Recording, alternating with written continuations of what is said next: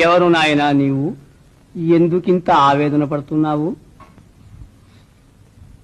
జీవిత పరమార్థం తెలుసుకోలేక ఆర్తి పడుతున్న అంధుడు. జీవితానికి పరమార్థం అంటూ ఒకటి ఉందనుకుంటున్నావా?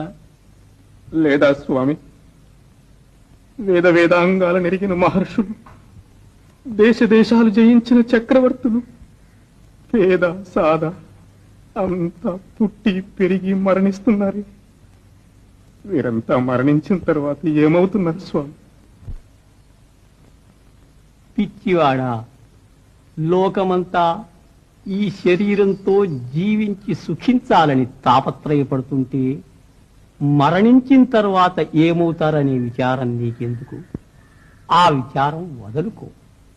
నీకు అష్టైశ్వర్యాలు కలిగే మార్గం చూపిస్తాను, అనుభవించు. వద్దు స్వామి, అవన్నీ అనుభవించి క్షణికములని క్షుద్రములని తెలుసుకున్నాను. వాటిపై నాకు వాంఛలేదు.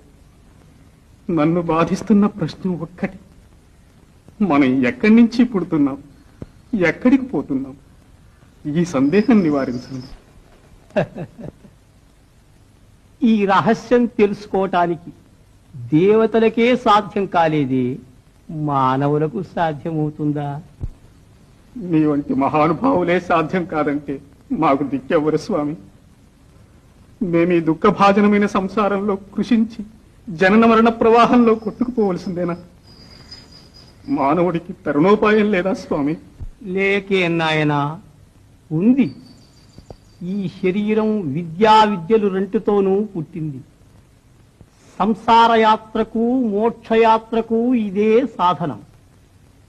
అవిద్యచే మోహితులమై కనిపించే ఈ జగత్తు సత్యము నిత్యము అనుకొని దుఃఖభాజనులమై సావు పుట్టుకల కుమ్మరిసారెలో తిరుగుతున్నాం. ఇదంతా అనిత్యమని, ఈ నాటకానికంతటికీ కారణమైన మహా చైతన్యం వేరే ఉందని, అది నిత్యము సత్యమని తెలుసుకొని ఆ ఆత్మానుభవం పొందాలి. అదే జీవిత పరమార్థం. ఆ ఆత్మానుభవం నాకెట్లా కలుగుతుంది స్వామి? భక్తి మార్గంతో కొందరు, జ్ఞాన మార్గంతో కొందరు సాధించారు.